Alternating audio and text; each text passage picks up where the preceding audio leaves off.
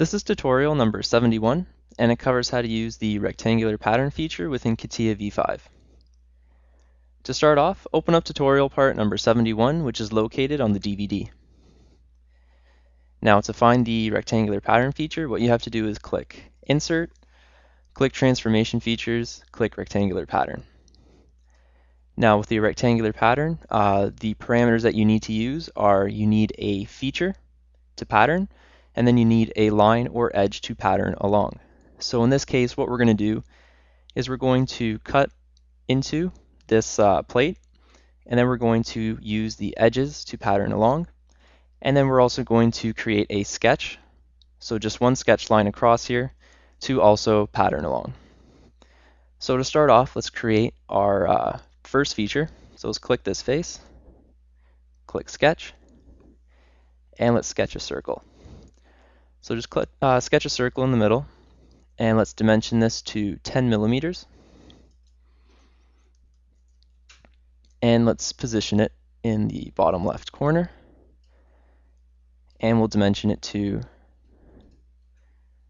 10 by 10 from the edges. So from this edge to the middle, make it 10, and from the vertical edge to the center, we'll make that 10 also. So now that we have our sketch, let's exit the workbench, and now let's use the pocket feature to cut it out. So click Pocket, click the sketch we just made, click OK, and now we've made our first feature that we're going to use to pattern. So we're going to take this feature and we're going to pattern along this edge here, and that's going to be our first pattern. So let's click Insert, Transformation, Rectangular Pattern. So now we have the rectangular pattern definition box, and you can see that we have a few things we need to fill in right now. So the first one I'd like to put in is the object to pattern. So click on there, and you can either select by clicking on it in the part or clicking on it in the tree. And I think clicking from the tree is a lot easier because you won't be clicking on another part by accident, and it's a lot more precise. So let's just click the pocket. Now for the reference direction, we're going to have to choose a line to pattern along. So we're going to do the bottom edge here. So let's click this bottom edge here. And you can see that from the rectangular pattern and the settings that are already in the definition box, that it's made another feature right beside it. So right now the instances are at 2, and what we have to do is keep going and increasing them. So as you increase, it's going to create the increase the instances. As you increase the spacing between each instance is going to increase also. So let's put this to 20, and let's make 15 instances. Click OK, and you can see that it runs all the way across. Click OK again, and now we have our 15 instances, and we have our rectangular pattern going along the bottom edge. Now let's do the same thing, but let's go on the vertical edge here. So let's click Insert, Transformation Feature, click the rectangular pattern. Now let's choose the pocket again, and let's choose the reference direction. We'll choose the vertical edge here, and you can see right now in the preview it's going in the wrong direction, so we're going to have to flip it. So you can either flip it with this arrow or flip it with this reverse button. So put it in the right direction, and we're going to need 5 instances. Click OK, and you can see the preview looks good. Click OK again, and now we've done it going on the vertical edge. Now if we delete this rectangular pattern, we can actually pattern a existing rectangular pattern also. So we're going to pattern all of these guys going up to fill up the whole plate. So let's click Insert, click Transformation Feature, Rectangular Pattern, and our object to pattern is going to be the first rectangular pattern, and the reference direction is going to be the vertical line. Let's reverse the direction, and it looks good. Everything's in the right direction, everything's cutting in. Let's click OK, and now we've cut in to the plate using the rectangular pattern. So we've patterned a existing rectangular pattern to fill up the whole plate. Now let's delete both of these patterns. And what I'm going to do is I'm going to do that exact same pattern that we just did, but we're going to do it in one step. Click Insert, Transformation Feature, Rectangular Pattern, and let's choose the pocket. And now let's choose the first direction. So we're going to make it go along this line.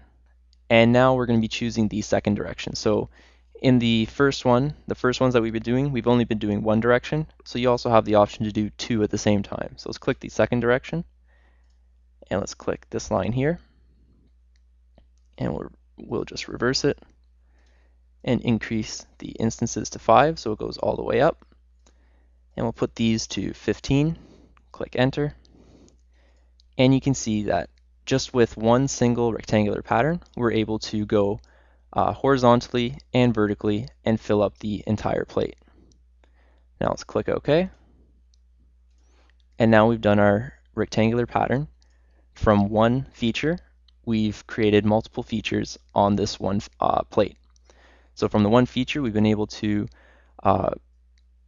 use the rectangular pattern and pattern the entire plate. Now, right now, all we've been using is the edges of the rectangular plate.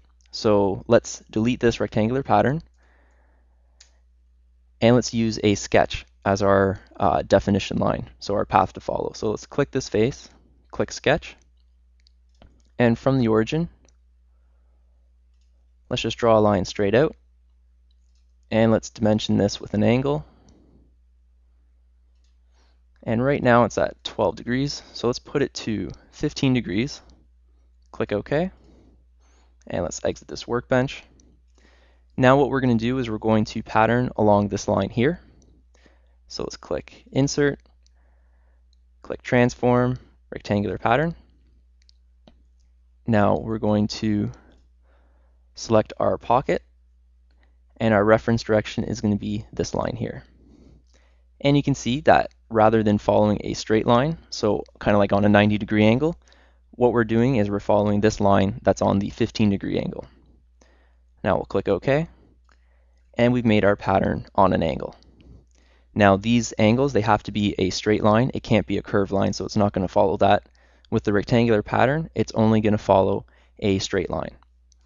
Now we're also able to edit the sketch of the line. So by moving this line, it's going to move the pattern when we rebuild. So let's double click on the line. Double click on the sketch, and let's change this to 20 degrees. Click OK. Now when we rebuild, everything with all the circles are going to follow this new line rather than the 15. And you can see how it's adjusted and moved up there. Now let's double click on it again. Let's make it 5 degrees this time. Click OK. Click Accept, and you can see now that all the circle patterns are going on that 5-degree angle. Now if we change the original sketch, we're also able to change what the output's going to be.